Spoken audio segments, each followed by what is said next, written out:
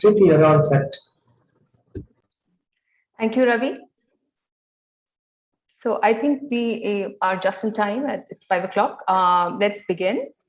Welcome everyone to the 13th Anamani lecture, which is being delivered by Jocelyn Bell Burnell. The Anamani lecture series is part of the ongoing effort of the Working Group for Gender Equity, WGGE, of the Astronomical Society of India for increasing gender sensitization in the astronomy community. Anamani, after whom this lecture series is based, was a pioneering Indian physicist and meteorologist who carried out path-breaking research in 1950s India against all odds. After completing her undergraduate studies in physics from Madras University, she won a scholarship for research in the Indian Institute of Science, Bangalore, in 1940, where she worked in the lab of C.V. Raman. She published 5 single-author papers on the luminescence of diamonds and rubies. However, she was not granted a PhD degree by Madras University on the pretext that she did not have a master's degree, overlooking the fact that she had obtained a PhD scholarship on the basis of her undergraduate degree. So in 1945, she went to Imperial College London to pursue graduate studies in physics. However, she ended up in specializing on meteorological instrumentation. She returned to India in 1948 and joined the Indian Meteorological Department in Pune. In 1976, she retired as the Deputy Director General of IMD. She subsequently returned to the Raman Research Institute as a visiting professor for several years. Apparently, her completed PhD dissertation remains in the library of RRI. During her career as a meteorologist, Anamani helped in setting up instruments for studying the ozone layer and wind energy, as well as a millimeter wave telescope in Nandi Hills to study solar radiation. She wrote 2 books on solar radiation, which are considered standard reference guides for solar tech engineers. This evening, we are really honored to have Jocelyn Bell Burnell as our Anamani lecturer. Jocelyn Bell Burnell discovered pulsars, as everybody knows, as a graduate student in radio astronomy in Cambridge, opening up a new branch of astrophysics. This work was recognized by the award of a Nobel Prize to her supervisor. She has subsequently worked in many roles in many branches of astronomy, working part-time while raising a family. She is now a visiting academic in Oxford and the Chancellor of the University of Dundee, Scotland. She has been the president of UK's Royal Astronomical Society. In 2008, she became the first female president of the Institute of Physics for the UK and Ireland. And in 2014, the first female president of the Royal Society of Edinburgh. She is one of the small group of women scientists that set up the Athena SWAN scheme. She has received many honors, including a $3 million breakthrough prize in 2018. The public appreciation and understanding of science has always been important to her, and she is much in demand as a speaker and broadcaster. In her spare time, she gardens, listens to choral music, and is active in the Quakers. She has co-edited an anthology of poetry with an astronomical theme, Dark Matter, Poems of Space. So I wanted to end my introduction by mentioning a connection between WGGE and Jocelyn Bell. During Jocelyn's visit to the Indian Institute of Astrophysics in Bangalore in January 2014, Jocelyn advised me to start gathering statistics for astrophysics institutes to best show the gender disparities in the field. I gathered these data and presented them in the first formal session at an ASI meeting on gender equity issues held at ISER Mohali in 2014 March. We use these data, these numbers, and the excellent response to this session to propose for the formation of WGGE. WGGE was formally constituted by ASI in 2015. So with that, I would like to welcome Jocelyn Bell. Thank you so much for taking the time to speak to us today. I request everyone to please stay muted during the talk and type your questions, any urgent questions you have in the chat window, which I will direct to Jocelyn towards the end. Jocelyn, the floor is yours. Thank you very much, Preeti. Am I heard okay? Yes. Great. Thank you indeed. Good. And you can still see my slides. Yes. Even better. Thank you. Thank you very much for the opportunity to give this lecture. I wish it could have been in person. That would have been much more fun, but this is better than not being able to do it at all. So thank you very much indeed. Aha, now have I got control of my own slides? Yes, I have. So I'm going to talk a bit about women in science in the UK. I'm going to talk about women in the International Astronomical Union and conclude with a few miscellaneous observations, remarks, reflections. So a little bit about the road to equality in the UK, which has been a bit slow and tortuous, but it's now an issue that many more people recognise is important. And yeah, okay. So science was male dominated for a very long time. Let me just get rid of some, yes, okay. So science and of course engineering in universities were largely male dominated for a very long time. The departments were set up by men, governed by men, named, interpreted, developed by men, and there was a masculine feeling to many of them for a long, long time. Typically, it means that most men are comfortable with the way things are done, and some find it hard to see what's wrong or what women can see that they can't see. Today, there, I think, is very little direct discrimination in Britain, but there still is a certain amount of unthinkingness, perhaps not being as aware or alert to some of the things they do that might be perceived differently by women from men.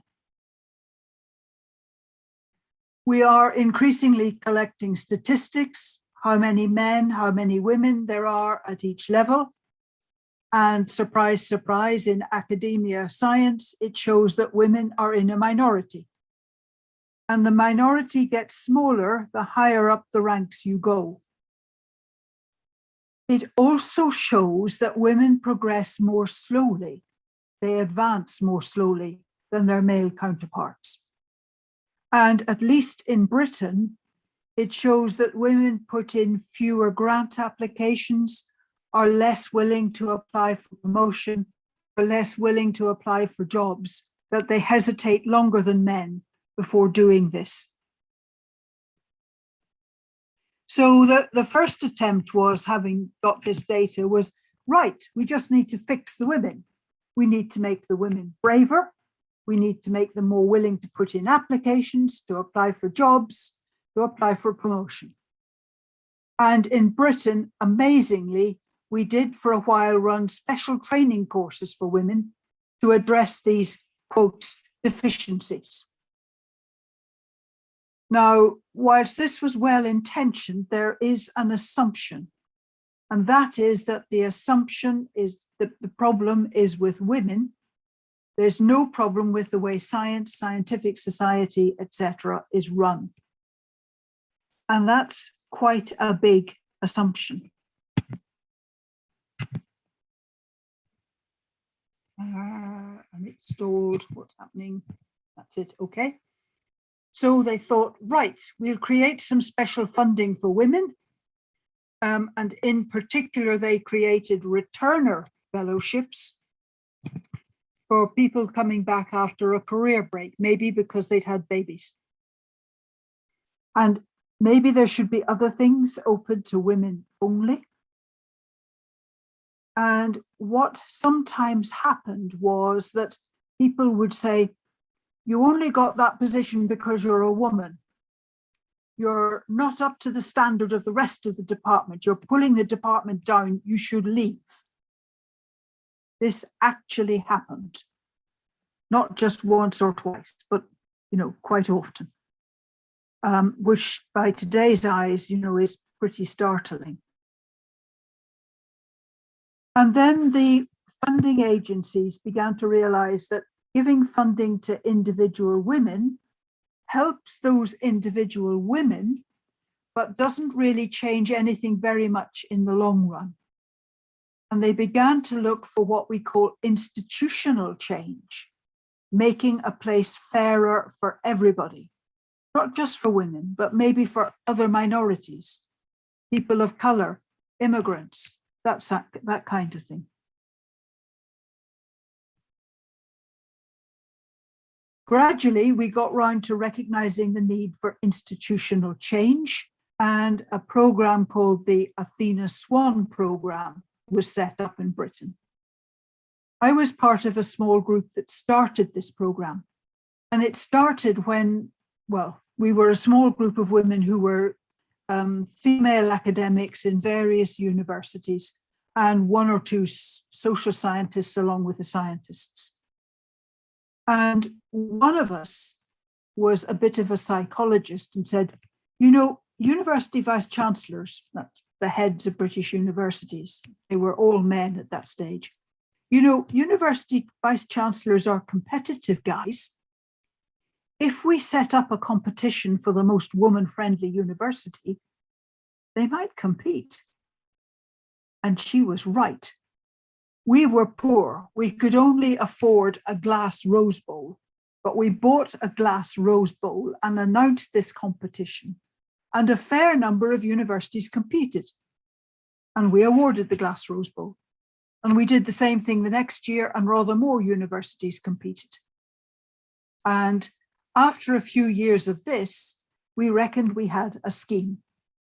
We called it Athena SWAN, because those were the names of the two best programs that we discovered in universities. So the Athena SWAN program was created. It basically measured how woman-friendly is your university or your department. And some of the British funding agencies began to take an interest and said to people, before you can apply for a grant from us, you must demonstrate that your department is woman-friendly by holding one of these Athena SWAN awards. And wow, when money is attached to this, don't people take it seriously? So change started happening. The funding agency forgot to tell the Athena SWAN people, and they were suddenly a bit puzzled why they were suddenly swamped with applications for recognition. But we got that sorted out, and change really started happening. So the Athena SWAN program grew. It went from being just science to being humanities and arts, where the issue is not where are the women, but where are the men? And it has gone international. First of all, it was exported to Ireland, then it was exported to Canada, and the USA is also where it's coming in. So it's now the kind of thing that's done in a number of the English-speaking countries. So what about internationally? What about astronomers internationally? What about women in astronomy around the world? The International Astronomical Union, the IAU, is the world body for professional astronomers. In about 1990, some British women, possibly with other Europeans, I'm not sure, wrote to Derek McNally, who at that stage was the General Secretary of the International Astronomical Union, saying, shouldn't the International Astronomical Union take an interest in the position of women in astronomy? And Derek McNally was not going to have any of this. I think he wasn't comfortable with it. So he wrote back to the British astronomers saying, the IAU sees the status of women in astronomy as essentially a social issue. And basically, the IAU is not going to touch social issues. It regards itself as a body devoted to the promotion of astronomical science. So we drew a blank at that point. Roll on a few years. The General Secretary of the International Astronomical Union is Johannes Andersen, a Danish man.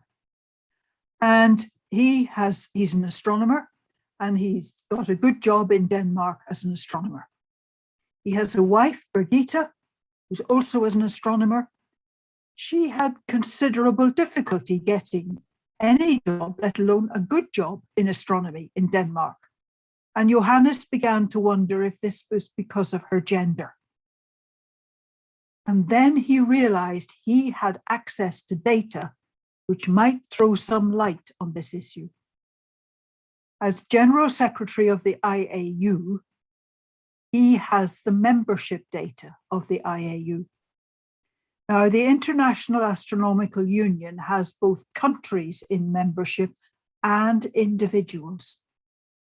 And the individuals have to be nominated through their countries, it has to be said, but he has access to this individual data. And he starts recording the individual membership data segregated by gender. So for a decade now, we have, something like that, 2 decades. We have data from the IAU on the gender of astronomers in different countries and the gender segregated by country. And it's that data that I've been looking at largely. Now, no database is perfect, and this one has some imperfections. The membership is for tenured astronomers, so larger numbers of young astronomers were not counted. However, there now is junior membership, which I think extends down to PhD level.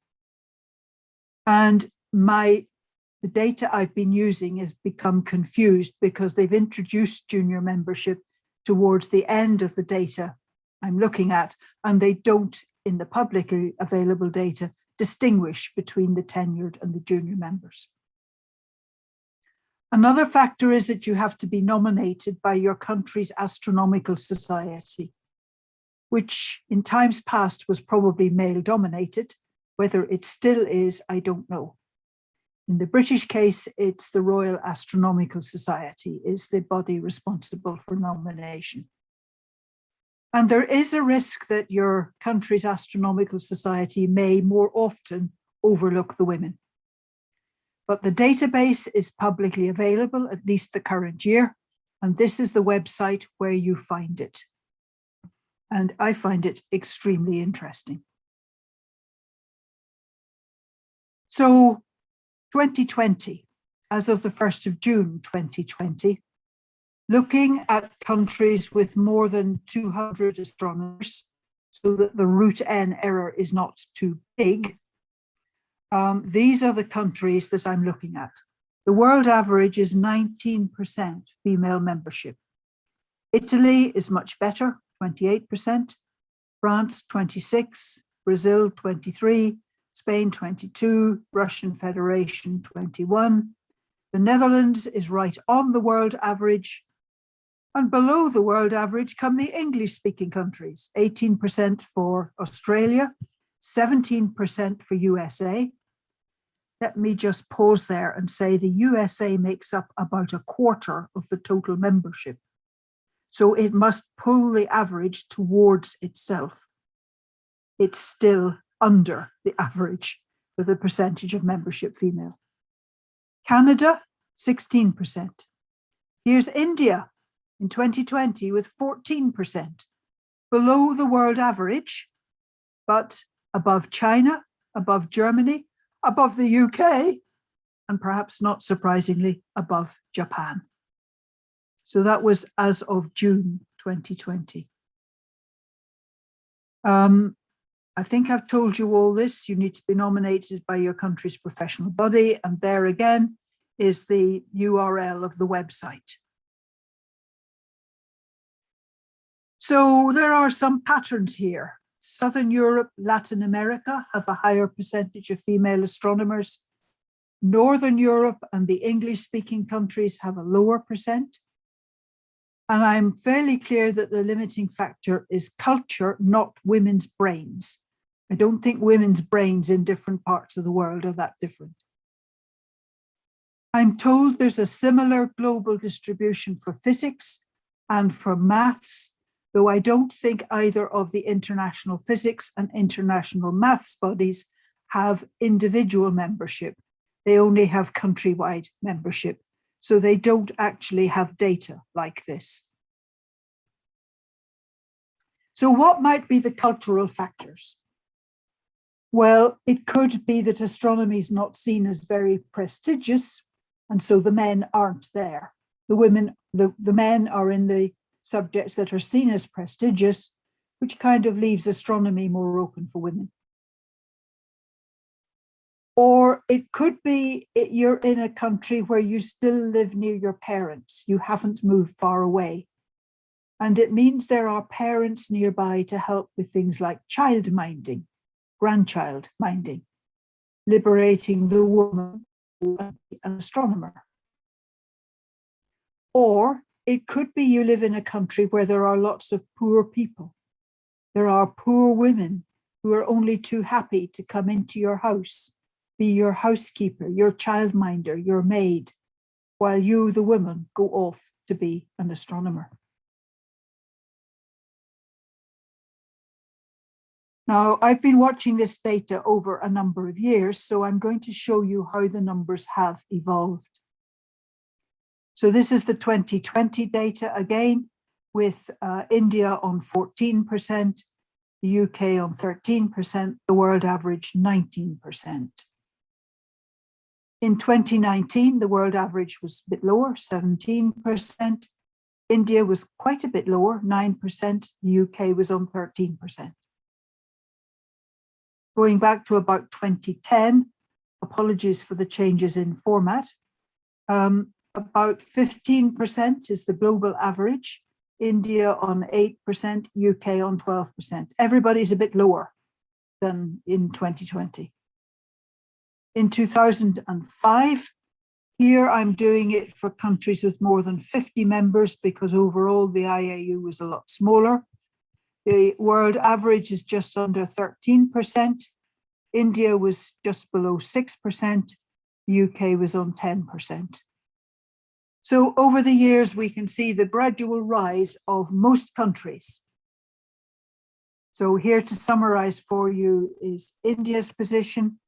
It's gone from almost 6% in 2005 to 18% now, whereas the world average has gone from just under 13% to 21%. So India has risen remarkably fast, although it is still below the world average, but you're really doing pretty well, to be honest. Alas, the UK is going backwards, except that I've shouted at them. So in 2005, the UK had 10% of its membership female. By 2018, 13%, but a lot of the under 40s, the junior membership. By 2021, we're only 17% female, so we've not risen nearly as much as a lot of other countries. In 2016, we, the UK, were better than China, Germany, India, Japan, and the Netherlands, and we're comparable with the USA and Canada. By 2020, we're better than Japan only. That's not saying a lot. A reminder, I'm here talking about the countries with a fair number of members. And by 2021, we're still better than Japan, but only Japan. So in the UK, somebody has not been paying attention. Whereas you've done quite well, because I think maybe the women have been lobbying your national astronomical body and getting people put into membership. So congratulations, well done. Here in the UK, I've started shouting, and I think they're beginning to take notice. Does it matter? Yes, it does. Not only from the point of view of the individual concerned, but from the point of view of the health of astronomy. There's been interesting research done in the United States by a company called McKinsey. They have shown that in the business world, companies that have the most diverse executive and board are more robust, more flexible, more successful than companies that are less diverse. And they've been looking at both gender diversity and ethnicity. Now, if it's true of businesses that the ones that are the most diverse, are the most robust, most flexible, more successful. I would strongly suspect the same thing applies to astronomy research and astronomy education. So I think there's a very strong argument for having your delegation diverse in both gender and ethnicity, if you can do it also in ethnicity. Things that, excuse me a moment, lose some of the other heads. Things that also turned out to be good practice in Britain are to have transparent, well-publicised management, to have childcare facilities. In Britain, universities never have enough childcare facilities. They're always drastically oversubscribed, and female faculty are looking for childcare facilities elsewhere as well. It's good to have a fair proportion of seminar and colloquia speakers female, and it's good practice to appoint a diversity officer who is responsible for seeing that these things happen. This is for academic level of a university. It's similarly important for undergraduate issues, postgraduate issues, and research staff issues.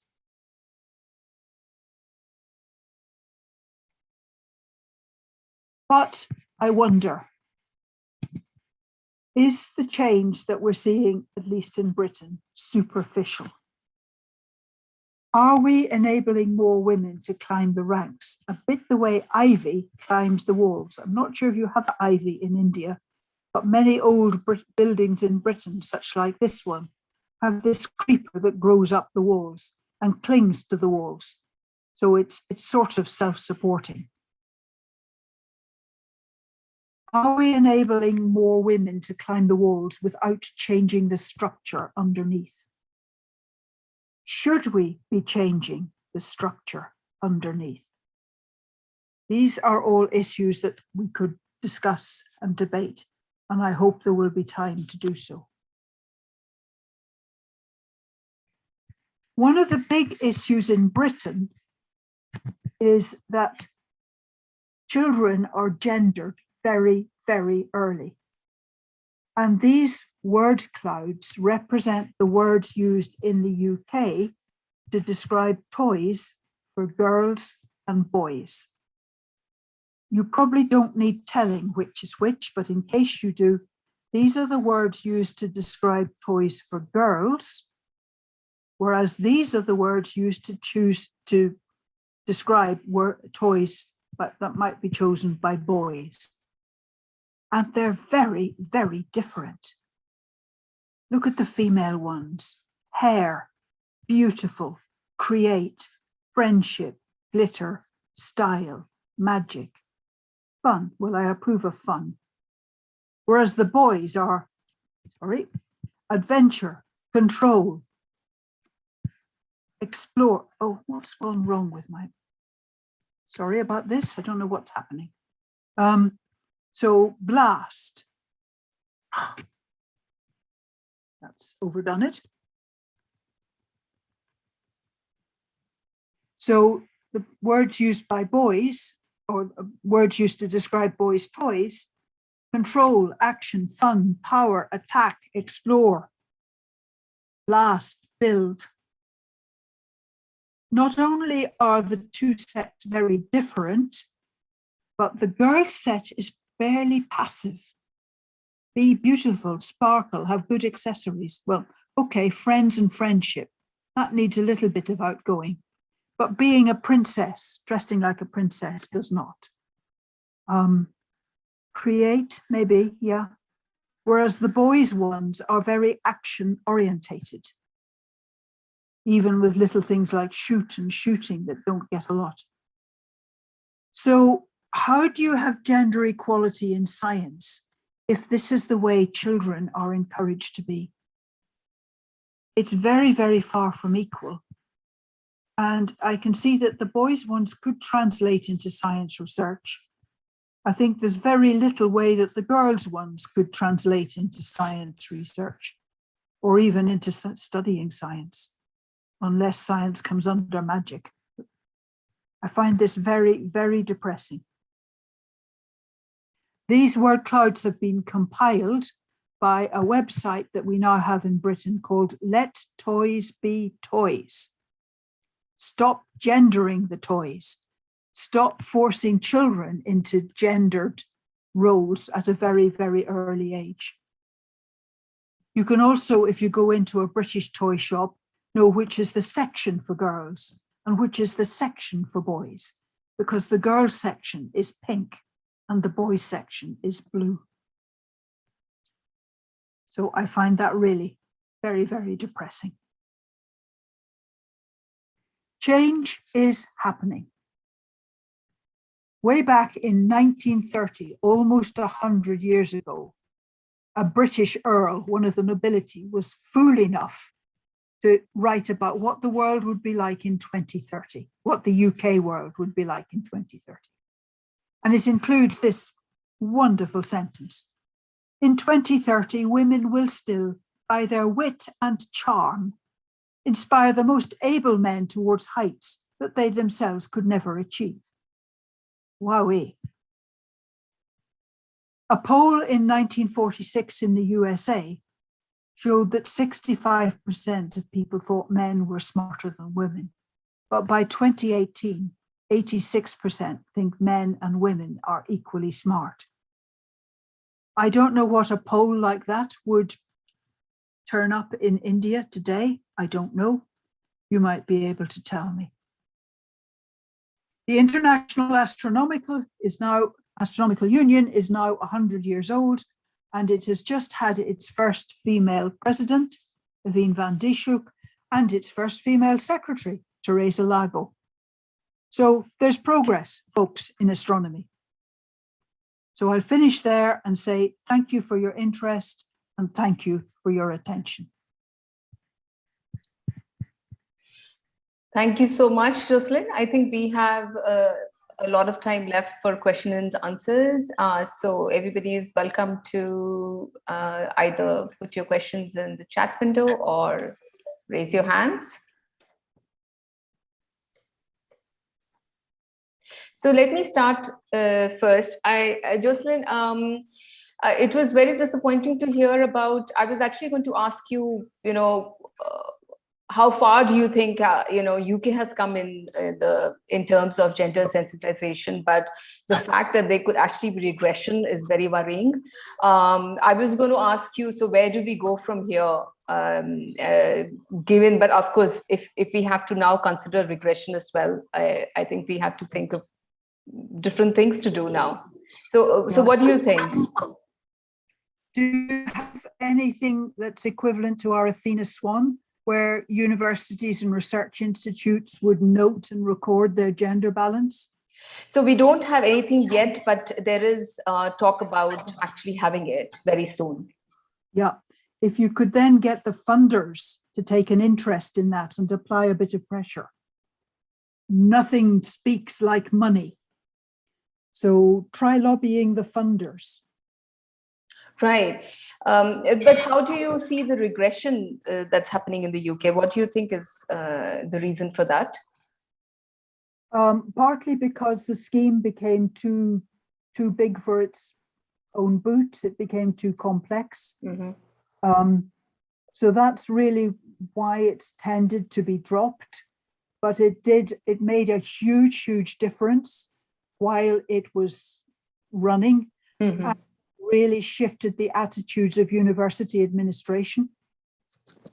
There are some spin-offs. I know several women postdoc, particularly in engineering, who say they're getting lots of interviews for jobs, but it's because the recruiting department has to show that they interviewed some women as well as some men. Mm-hmm. But even so, it's opening people's eyes. So I would encourage you, if you can, to work along those lines. Just try and prevent it from being a catch-all, getting too big. Right. Okay, I think some of the messages are coming to me directly. I think just make sure that they are addressed to everyone. So let me read some of them.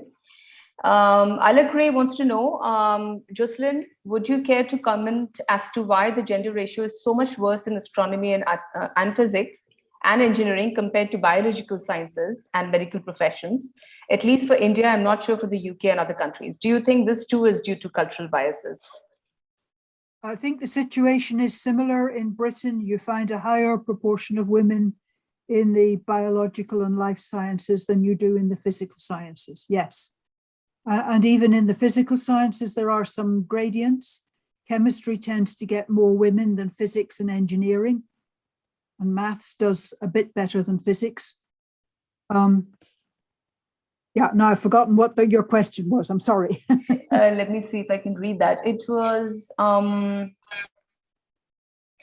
the question was, do you think this is also due to cultural biases? Yeah, I think it is. I think it is. It's perceptions of what the role of women should be.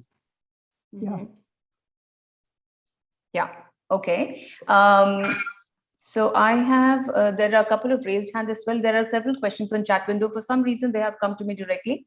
Please do make sure that when you type your message, it's to everyone. Okay, so let me go to the people who raise hands. Priya, do you want to unmute yourself and speak? Thanks, Preeti. So thanks, Jocelyn, for a great talk. But I would like to ask, it's actually similar to the question that Kamakshi Kaushik was also asking. Okay, what can one do at an individual level to curb the gender imbalance? Or as part of, Women in Astronomy Working Group, what do you think are the most effective things that can be done? First thing is, don't overdo it. Don't get yourself sidelined because you're always challenging on gender issues. Which means you've got to pick your arguments. Quite often quite useful just to pick on one or two things. I've had a lot of fun recently because there've been a number of questionnaires coming round asking you to specify your gender. You maybe have something like this in India. And typically there'll be 3 or 4 boxes to tick. There'll be one labeled M for male, one labeled F for female, one labeled other, and one labeled prefer not to say. And what do you think the order of those boxes might be? Usually the first one is M for male. Second one is F for female. And then we have other and prefer not to say. If you use alphabetical order, F comes before M, female comes before male. So you could, for instance, try challenging, saying, why does the male always come first? Isn't that a kind of outdated attitude? And then when people come to fill in the revised form, they'll sort of start slightly as they read it and then realize, yes, of course. And it'll be very reassuring to the women who will be delighted to be listed first as female. So gentle pokes like that can open people's eyes. But I would caution against coming in too heavy. But every so often ask a question, for our departmental colloquia this term, we've had 10 men, 1 woman. Is that a reasonable ratio? Are people happy with that? Or should we be a bit more careful in future? So nudges like that, I think, are probably the best way to get it, to open people's eyes. Okay, thank you. Hariom, you have your hand raised. Do you want to unmute yourself and ask? Yeah, your analysis of toys for girls and boys is very interesting. Are there some effort to really change it or not? In Britain, there is certainly a will to change it because it's recognized that we're wasting a lot of talent, not making full use of the female members of the department, the research group, whatever. So, and you can also quote the McKinsey work, which shows that a diverse workforce is more successful, more flexible, and so on. So there are arguments you can make, and I think they are worth making. So I would encourage people to do that. And it's immensely helpful if some of the men will do some of the arguing on behalf of the women. It shouldn't always be the women who point out that maybe the slate of seminar speakers was a little biased. Mm-hmm. I presume that toys everywhere, most of the places are of similar in nature, and India also might have the same kind of toys for girls and boys, but no one really has done any analysis on that so far. Yeah. Right. Well, it would be well worth doing a little bit of analysis because we're all scientists. That's correct. Really Yeah. speaks to us. Yeah. Yeah. Thank you. It's very interesting. Thank you. I think the way we set up our chat messaging apparently, unfortunately, doesn't send the chat message to everyone, but just to the host. So I will try to correct that by asking individual people to either speak, direct their questions. Maybe people who have questions can now raise their hands. And I will start by asking Jasjeet Bagla to maybe make your comment, unmute your mic and make your comment about Gati. Thank you, Preeti. Wonderful talk, really enjoyed it. We do have an effort which was started last year to assess the gender balance and measures towards gender equity in institutions. It's been named as GATI, G-A-T-I.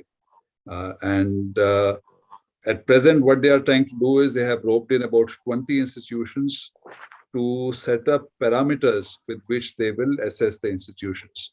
And the first round of discussions are going on in that. We expect to have their first report early next year. So this is along the lines of the Athena SWAN that you mentioned in your talk. That is wonderful news, and I'm very, very glad to hear it. I hope it goes well for you all. Could be enormously useful.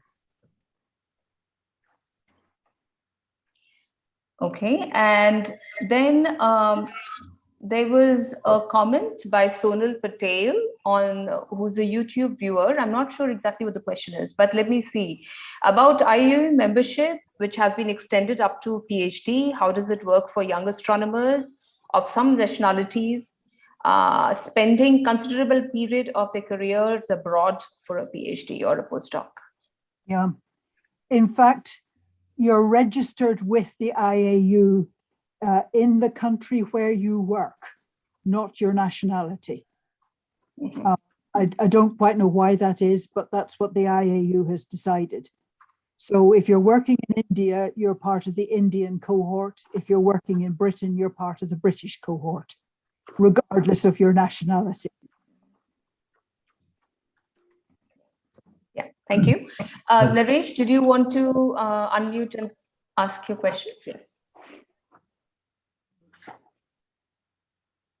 We can't hear you still. Okay. Can I ask something? Yes, now we can hear you. Yes. Hello, it's wonderful talk. I'm Naresh Dadich, and I fondly remember a chat with you in Cardiff when you came there to give a talk on the Nobel Prize ceremony. Right. That was a while ago. Yeah, that's quite, I think early 2000 sometimes. Yes, that was wonderful. We had a chat over lunch. Yes.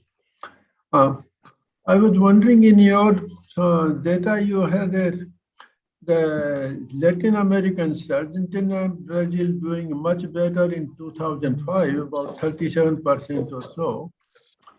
And how did they come down? I don't know, to be honest. I'm sorry, I just don't know why. Maybe it's simply other countries have gone up, so Latin America is a bit more diluted in terms of women, but I'm not sure what the reason is. You see, sometime back Max Planck Institute, Potsdam, I also attended a talk about the women in higher positions. Mhm. Yeah. And there, if you come about the percentages, again, the Latin America, Italy, France were doing better. Yes. And Britain was in the higher position, they were about 12-13% was the highest. And Britain was, as usual, was the golden middle. Mm. And then, of course, this was all confined only to mostly to the Western world. Mhm. Yeah. Okay, sorry, was there a question? Sorry, I missed this. I think that was a comment. but Okay, a yeah, useful all comment. right. Sorry, so Rishi, you have your hand up. Did you want to unmute and ask? Yes, ma'am. Please go ahead. So, ma'am, my question is basically how a society wants to think, means what should be approach of a society to overcome that gender inequality? Well, I think first of all, you have to decide, is gender inequality okay? Are we happy with the data that we've got, with the situation that we've got? Absolutely not. Good, right. I'm glad to hear that because I would agree with you. So then the next step is whenever there's an appointment at an observatory or in a university, to look carefully at the data there. How many men apply? How many women apply? Are you always appointing a man? Do you ever appoint a woman? If there's a hint that there might be bias, then you need to stop and look very, very carefully at what assumptions you are making. For instance, in some countries, if there's a married couple, the woman tends to follow the man around. If you are a research institute or a university appointing a man, can you also find a position for the woman? So lots of things like that that you need to think about. The man will work much more happily if he knows his wife has a good job also. Mm-hmm. Mm-hmm. Yes. All right. So Nandita, are you there in the audience? Yes. Can you actually, can you unmute and ask, make that comment? It's a very interesting comment. Sure. So Jocelyn, I just wanted you to elaborate a bit. Earlier, you spoke about how it's also important for individuals who want to help to do so without getting sidelined because they're talking too much about gender issues. And this is very relevant, I feel, to the Indian system, especially because there is a great fear to talk among scientists themselves because they don't want to be seen as troublemakers and they could have to pay the consequence. But sometimes the fear is so much that nobody wants to talk about these issues at all. So how did you strike that balance between, speaking out but not doing so in a way that jeopardizes your own career, and to ask everybody that you should be socially you should speak out socially, you should do science at the top of your abilities. Also, it's a big burden to ask from scientists. So just if you could elaborate on how you did it. Yeah, using data is a good way for scientists. And once I discovered this IAU data on membership, I have used it a lot and simply presented the data and said, is that okay? Another thing I have done is very quietly challenge, or sometimes, for instance, job advertisements are written, we are looking for an energetic young man, da da da da da. And you say to the people, do you mean man or do you mean person?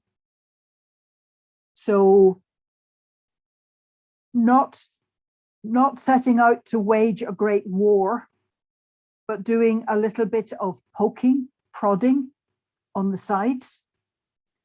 and using data. We're dealing with scientists. So data, data, data, numbers, numbers, numbers. That's what tells. So, for instance, you could say, well, look, for the last 5 recruitments in our department, they've all been men. Just note that. Don't say it's wrong. Don't say you must have a woman next time. Just say the last 5 appointments have all been men.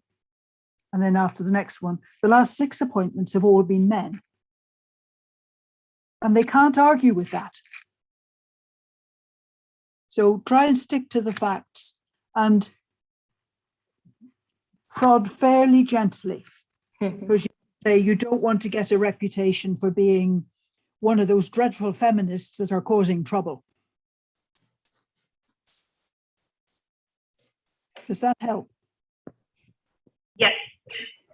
Thank you. So there is a question by a YouTube viewer who says, can we still opine on, I think, on the fact that the Nobel Committee is still biased on gender or on lobbying? Yeah, I think it's fair comment on the Nobel Prizes. I think there've only been 2 women getting the physics Nobel Prize. I think that's right. Again, making this kind of data public without comment is quite effective. Rather than saying to the Nobel Committee, you're dreadful, you're wicked, you're sexist, da da da da da da da. You know, just your record so far is the following. You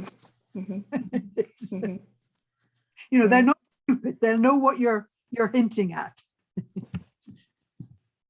Right.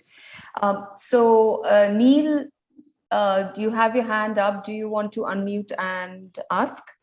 Yes. So thank you for the wonderful talk. My question regarding is that once we have an inorganic push towards closing the gender gap and some of the schemes have worked, how do we make sure that this growth becomes organic? So in the coming years, we do not have to rely on schemes or initiatives to ensure that the gender equality is mentioned. Yeah, that's a good question. And I don't know the answer because I don't think we're near that yet. So I think you just keep publicizing the data. You know, in the last recruitment, they interviewed 5 men and 1 woman, and they recruited a man. In the interview before that, they interviewed so many men and so many women, and they, you know, appointed a man. Just build up the data. Yeah. Justice, you have your hand up. Yeah, so we have had an interesting experience in our institution. We have had our recruitment for faculty is through an open advertisement, and it's in the mode of a rolling advertisement with no deadline. About 2 years ago, we switched modes. We still have a rolling advertisement, but we specify 2 deadlines every year. And suddenly we find that the number of women applicants has gone up. Wow, good. Can you think of any reason why that may be? No, to be honest, I can't. But once some women get into a place and say, this is a good place for women, word gets out. So it might be that. It might be that the women you've recruited are particularly happy in the place and are prepared to say so loudly. But I'm guessing. Yeah.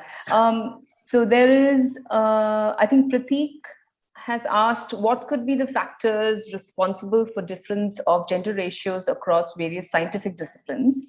Why is the ratio especially poor for physics and math? It does seem to be quite widespread that is the issue. So it's something to do with the perception of the subjects, probably, because I don't actually believe that physics and maths are any harder for women than chemistry, for example, or biology. But I think it may be the way the subject is portrayed. You know, I take some physics magazines, a US physics magazine, and the adverts are for equipment that's bigger, better, faster, stronger. And that doesn't appeal to me. This is just one example, but my hunch is it's the way the subjects are portrayed. And I think physics is even worse than maths. I think maths is seen as being better for women than physics, straight physics. I think astrophysics is seen amongst physics. Astrophysics and biophysics are the two bits of physics that get more women. But it is everywhere, it's gradually changing, I must admit. Jayant, do you want to unmute and ask? Yeah, I was. It seems like you're advocating for a more collaborative style and a less confrontational style. Do you find that works better? Or is that based on just personal preference or on data? It certainly is personal preference.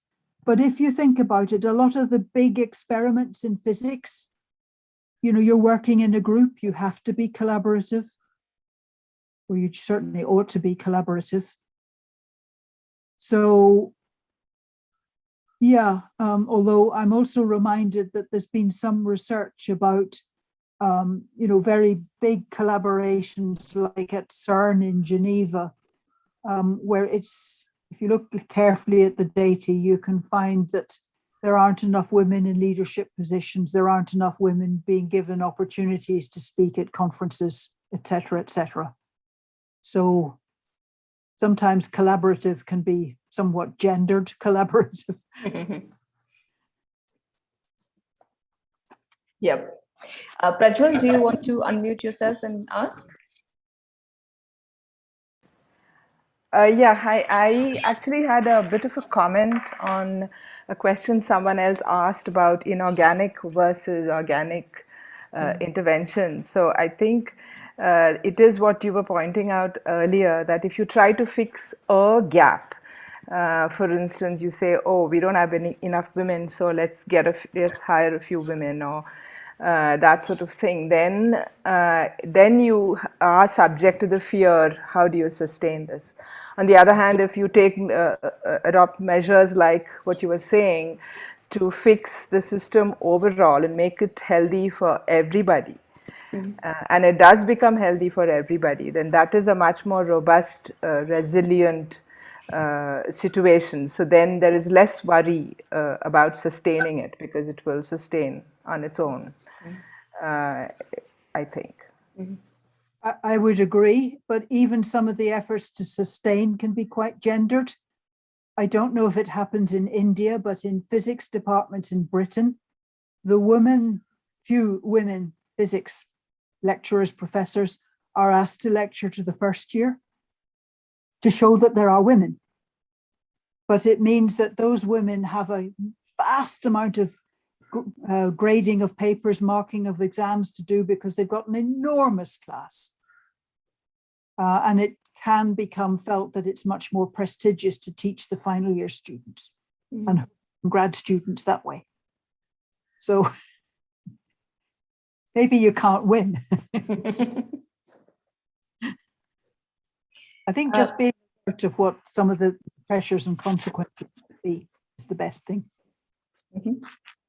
Manoj, do you want to unmute and ask your question? Yes. Thanks, Jocelyn, for the talk. I just want to ask you, you mentioned earlier in your talk that there's no overt sexism now. I mean, I think most institutes and universities, people are not happy with the abysmal gender ratio. They want things to change. But often their solutions takes the form of targeting women, specific programs for women. I think you mentioned, alluded to this in your talk, saying it's almost, I mean, the philosophy is almost like correcting, there's some problem with the women and we need to fix them. But I think it's perhaps because people don't want, people are not able to address the institutional issue, or probably because the issues are structural and it's not easy to spot them. And perhaps also because, they people also might be implicated because it's part of the structure. They don't want to, it's not easy to admit that. So what are your thoughts on this? Because unless we address these structural issues, things are not going to change. I mean, the women-oriented programs alone, it's useful. I think it'll do some good, but it's not going to fundamentally address the problem. What are your thoughts on this? Yeah, I agree. I think there's not an ideal solution, and there's certainly not a single solution. I think consistently watching the data is going to be important. Watching, recording the data, noting the data. And of course, physicists are always very happy with data, so that bit of it should be fairly easy. I think also we need to develop better listening skills. What are the women in our institution, our own institution, saying about working in the place? Are there issues that they have that we, the management, haven't thought about, for example? So just occasionally getting the women together, or the minority group, whatever it is, together with some senior staff to talk about the issues they face is actually very good for that group of staff itself, but it's also very good for management to hear from the female postdocs or the female PhD students, or, you know, groupings like that. But beyond that, I'm not sure I've got ideas that I can offer. Thanks. Komal, did you want to unmute and speak? Yeah, sure. Am I audible? Yes. Yeah. Hi, Jocelyn. So as you mentioned in the last answer, so I would like to continue that. Like, so what is your take on the mentorship programs? Like, as female postdocs or PhDs can gather together and discuss in a similar way, like, can they also mentor the undergrads and high school students who want to pursue physics, especially girls? Yeah, of course, one of the burdens on women academics is that they are asked to go and talk to schools, for example, to show that there are women doing physics. So they end up with extra work, which many of the men would never have to do. And that's something that also, you know, should be monitored and the data collected. And if a woman does do a number of talks to schools to try and aid recruitment, her department should recognize that, and that should be folded into her workload planning. I don't know if you have workload planning in India, but we're beginning to in Britain. So there's a note of how many lecture courses you do, what size of class they are, how much grading there is as a consequence of the size of class, and doing outreach work, not just to convince the school girls, but also their parents and maybe their aunts and their uncles, because these people also have a lot of influence on girls. Persuading all those that physics, you know, even astrophysics, is a very good topic for women to study. There's no end of things to be done and no end of data to be scrutinized. Yes. So there's a question from Kalapradeep on the question of gender inequality in science. Isn't the role played by the power structure existing within academia, supervisor, supervisee, as pertinent, if not more, than the existing parochial culture norms? It seems as though the academia is one of the last niches to reflect the progressive changes in mainstream culture. For instance, the persistence of gender appropriation of scientific disciplines. Did you have any comment? Could you say that last sentence again? I didn't quite catch it. For instance, the persistence of gender appropriation of scientific disciplines. Right, right. I'm not sure I can add to what I've said, to be honest, on this. Yeah, collect the data, watch the data. It's tempting to say, get the women to do lots of, you know, public lectures and things like that to show that there are women scientists. That's great as long as the rest of their workload is reduced accordingly. And I have never found that happen, I must admit. So the women that there are in the physical sciences are under quite a lot of pressure to do all sorts of things. And there really ought to be some way of doing workload accounting that takes account of that. Yeah. So Pradeep, I think you have your hand raised as well. Do you want to add something to this? Yes, ma'am. Thank you. Yeah, sorry. Hi, Yeah. Jocelyn. It was incredible to listen to you. So, just adding to the question, I was asking whether, I mean, whenever we talk about gender inequality, we usually look at the culture and the parochial nature of the norms. But isn't it also important that we look at academia itself, the power structures, the hierarchical structures that exist within academia, that can be quite sexist and discriminatory? So how can we tackle that? Because academia seems to be the last places where any progressive changes have been made. I mean, for decades. How do you see that changing in the near future? I do see it gradually changing because I've seen change in my country in my lifetime. I think the only way you're going to bring about change is by presenting data, to be honest. That data cannot be argued with, whereas objective statements like, women aren't treated fairly is much, much harder to substantiate if you're talking to somebody who has a perceived view of women as in more servant roles anyway.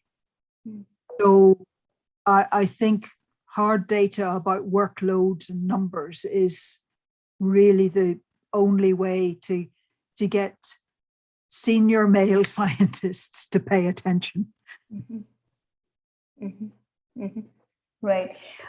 So this is a YouTube viewer, Kamakshi, who is asking, do you think the women who are part of the LGBTQ plus community have it worse than the heterosexual just women? A second. Sorry.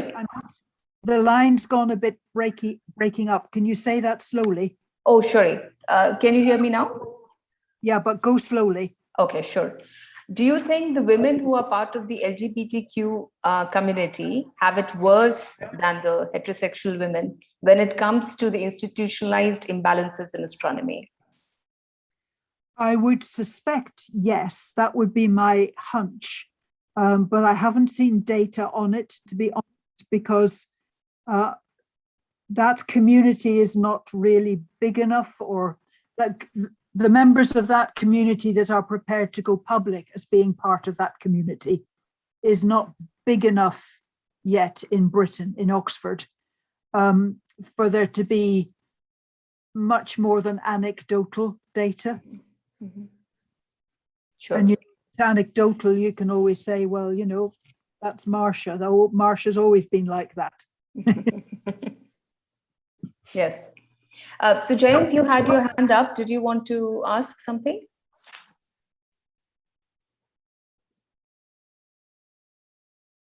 Jayant?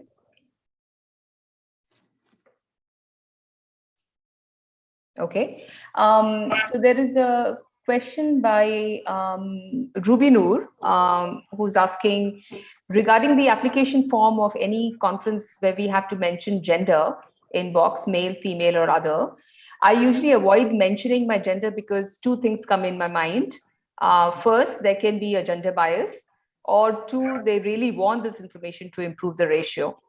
So if this is a very okay, fine, that's to me. So that is the comment. Right. Yes. Yeah. Indeed.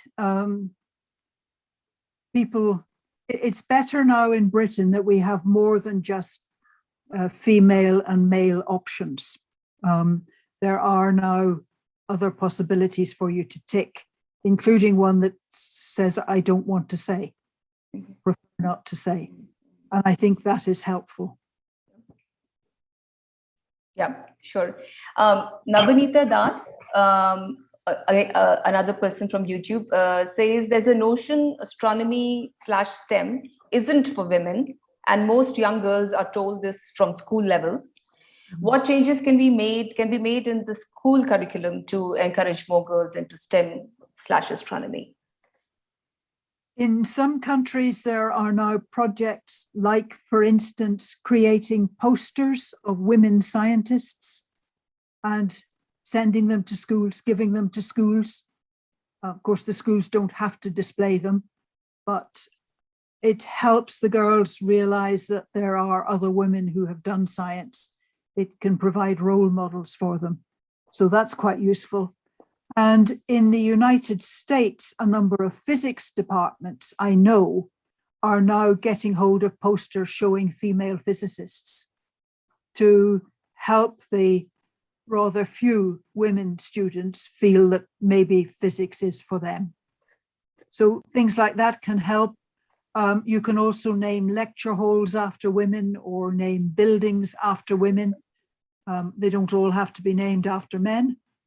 And it's one of the things that we look at in Britain when we're asking how woman-friendly a university or a department is. Do they have anything named after women, or is everything named after men? Mm-hmm. Sure. So I don't see any more messages. Are there any questions here? If you want to raise your hand, please go ahead.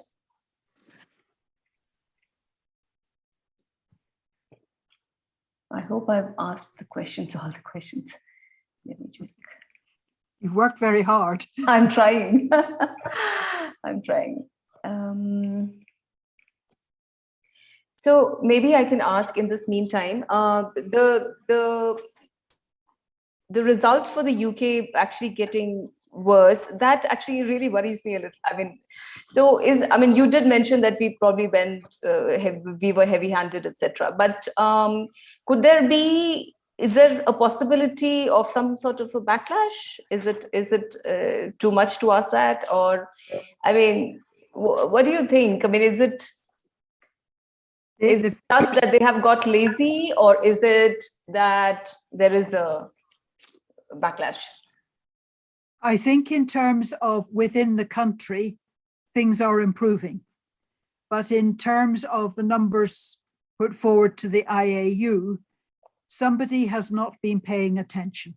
Mm-hmm. Mm-hmm. It's the responsibility of our Royal Astronomical Society to put forward names to the IAU. I'm not sure whether they've put forward any names at all, male recently. They certainly haven't put forward female names recently. Mm-hmm. Mm-hmm. And I did a big lecture for them and told them precisely that. Now suddenly there's a committee going to meet in a month or so. I think this is a great, very good lesson for us, because while we are a very kind of new working group and things are just beginning to happen, I think we have to remember that to sustain it, we have to be constantly vigilant. Otherwise, it's easy to slip. And not just in things like IAU membership, but nominating women for awards and prizes and even. Yeah, there's no end of work you can do. Yes, yes, sure. Okay, any last final questions, comments? Prajwal, do you want to unmute and speak? Yeah, so somebody asked a question about the power hierarchies and how that impacts the gender ratio. So one of the things that some of us have been thinking about is to have the option that an applicant to a position can give a list of people from whom reference letters should not be asked. So not just a list of people from whom they would like reference letters. And so the hope was that if we try this, start this, and then try to normalize it, of course, you will have people who will still call up somebody on the phone because they are buddies and ask them for an opinion, but at least bring it into the discourse and bring the debate on this point. There would be some headway made. So I was wondering what you thought about it, and if anything like that has been tried in the UK or in institutions that you're familiar with. The nearest thing I know is what Space Telescope in the USA has done, where they found there was a gender bias in the selection of people who were getting time. and that the selection was more masculine than the applications were. And what they have done is they have altered the way the applications are made so that they can detach the sheet that says who you are and which gender you are and what institution you are. So your application is totally anonymized. And they're doing something similar for the refereeing. I can't quite remember what. And it's called a double blind process. And this double blind process means that the people judging the applications for time on Hubble, on Space Telescope, they're showing less gender bias. The women are doing rather better in this double blind process. So you might like to investigate just what this double blind process is, but it certainly seems to help more women get time on the Hubble Space Telescope. Yeah, I'm quite familiar with that, but that is a bit different because, in a hiring process, the referee's letters are all important. And if somebody has gone through a sexual harassment episode, for example, they are never going to get a good recommendation from the harasser. And so then it becomes like they have no other option but to leave the profession. Unlike in the corporate sector, for example, where mobility is much easier and they are not so dependent on recommendation letters, especially from people who supervised you. So that was the problem we were encountering. And so you really need to remove the dependence on letters of recommendation. What we are going to start doing in Edinburgh,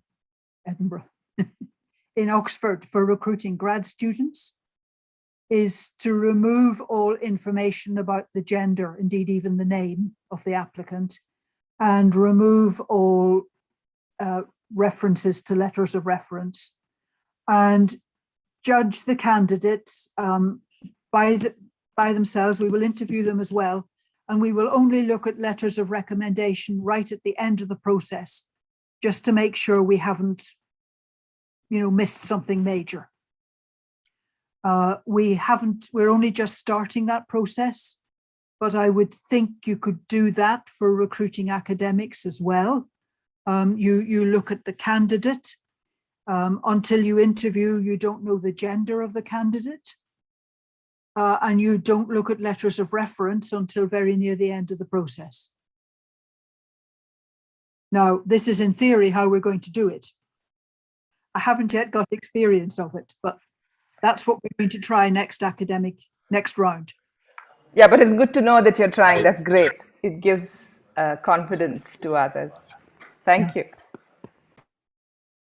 Yeah, I think there's one final comment which I will take, which is from Alak Ray, who says, should there be more double-blinded structures and evaluations for major international or national prizes?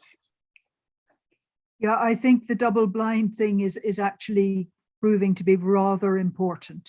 Mm-hmm. Whether the donors of some of the major prizes will ever buy that, I don't know. Mm-hmm. Donors can control what their prize committees do to a disturbing extent, shall I say. Mm-hmm. But for recruitment, yeah, I think it should work fine. Prizes, I'm not absolutely certain about. Mm-hmm. Mm-hmm. Okay, I think we need to stop here and thank Jocelyn again for a very illuminating talk. Thank you, Jocelyn, for taking the time to speak to us. It is wonderful to see you after a long interval. And I just want to announce to the participants that the next Anamani lecture will be delivered by Chanda Prescott-Weinstein on 16th November at 5 p.m. So we look forward to seeing you there. Thank you, everyone. Thank you, Jocelyn. Thank you. Thank you. Take care. Do well. You too.